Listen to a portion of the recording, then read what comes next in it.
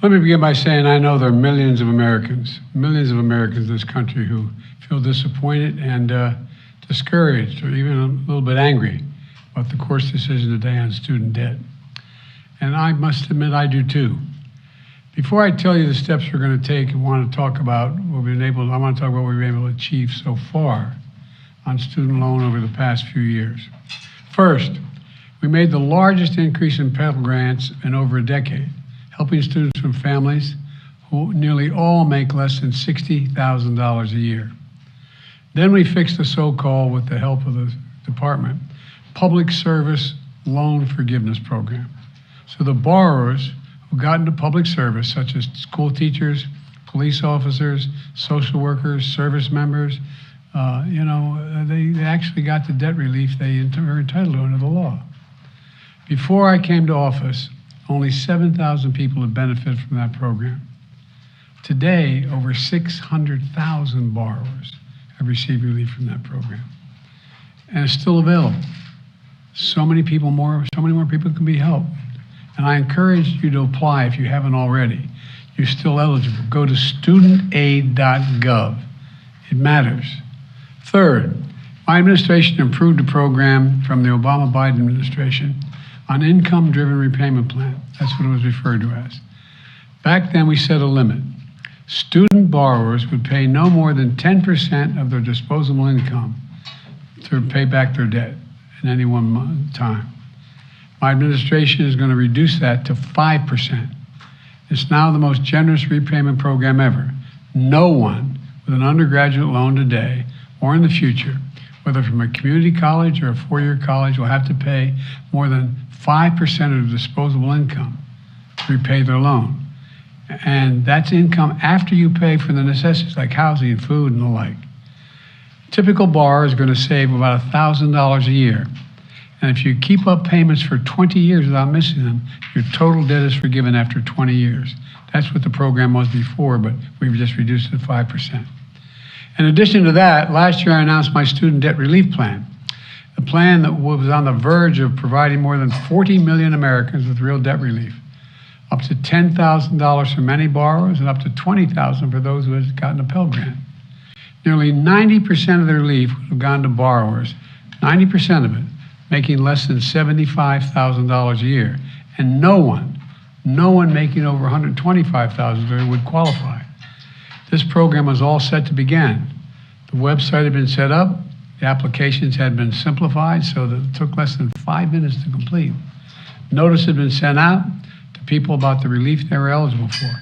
16 million people had already been approved. The money was literally about to go out the door. And then Republican elected officials and special interests stepped in. They said, no, literally snatching from the hands of millions of Americans thousands of dollars in student debt relief that was about to change their lives. You know, these Republican officials just couldn't bear the thought of providing relief for working class, middle class Americans. Republican state officials sued my administration, attempting to block relief, including millions of their own constituents. Republicans in Congress voted to overturn the plan. I think every one. I don't think I had any Republican votes for this plan. At the same time, think about this. We all supported the Paycheck Protection Program, remember, PPP?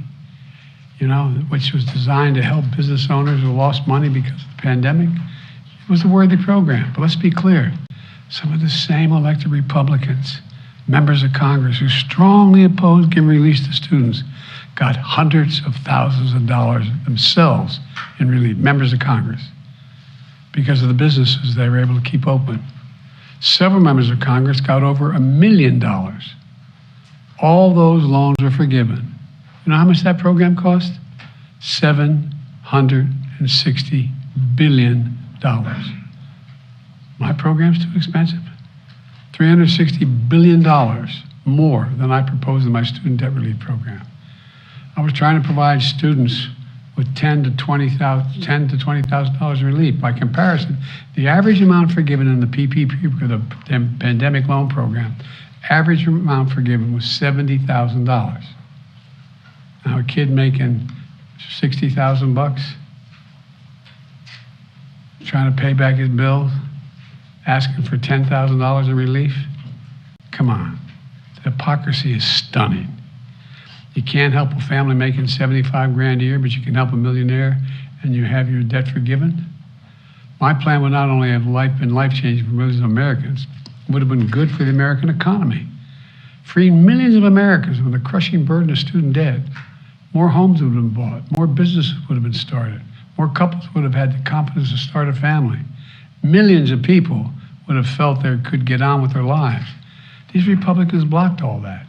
Now, in addition to the hypocrisy, some of these Republican comics are shamelessly pushing to advance a bill in the coming weeks that gives hundreds of billions of dollars in tax breaks and handouts to the wealthiest Americans. They still haven't given up on making permanent a $2 trillion tax cut that they never paid for. Never paid for. $2 trillion. So let me be clear. For Republicans in Congress, it's not about reducing the deficit. It's not about fairness in forgiving loans. It's only about forgiving loans they have to pay. Today, the Supreme Court sided with them. I believe the court's decision to strike down my student debt relief program was a mistake, was wrong. I'm not going to stop fighting to deliver borrowers what they need, particularly those at the bottom end of the economic scale. So we need to find a new way, and we're moving as fast as we can.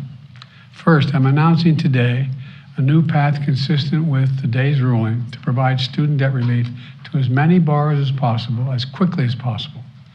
We will ground this new approach in a different law than my original plan, the so-called Higher Education Act. That will allow Secretary Cardona, who's with me today, to compromise, waive, or release loans under certain circumstances. This new path is legally sound. It's going to take longer, but in my view, it's the best path that remains to providing for as many borrowers as possible with debt relief. I've directed my team to move as quickly as possible under the law. Just moments ago, Secretary Cardona took the first step to initiate that new approach. We're not going to waste any time on this. We're getting moving on it. It's going to take longer, but we're getting at it right away. Second, we know what many borrowers will need to make their hard choices, which their budgets are being strained now when they start to repay their monthly loan payments this fall. You know, we know that figuring out how to pay these added expenses can take time for borrowers, and they might miss payments at the front end as they get back into repayment. Normally, this could lead borrowers to fall into delinquency and default. But without their it will hurt their financial security, and that's not good for them or the economy. That's why we're creating a temporary 12-month, what we're calling on-ramp repayment program. And now, this is not the same as a student loan pause. It's been in effect for the past 3 years. Monthly payments will be due, bills will not go out, and interest will be accruing. And during this period, if you can pay your monthly bills, you should.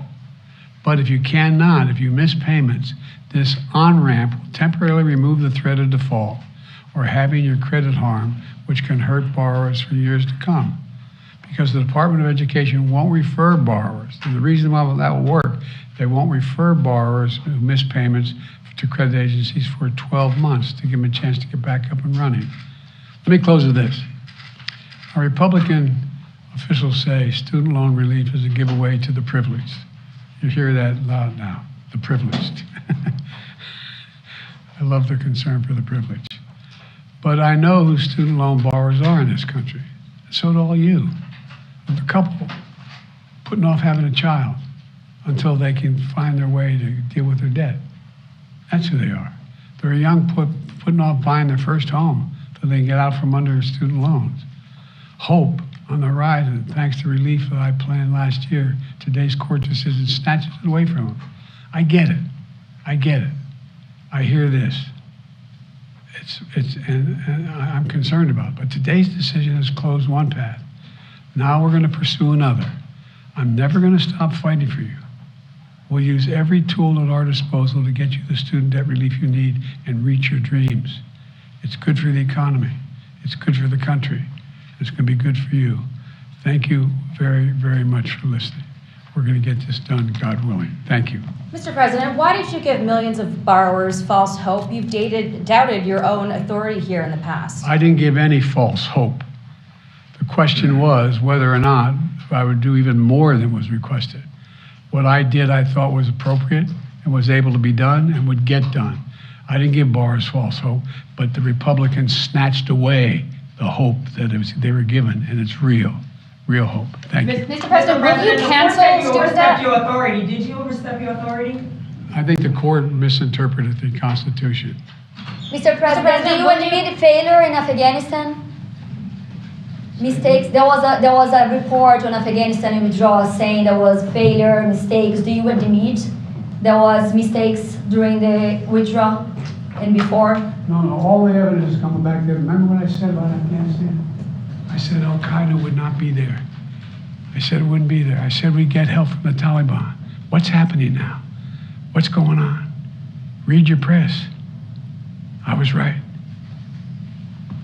Thanks. So the report is from the State Department actually about the withdrawal.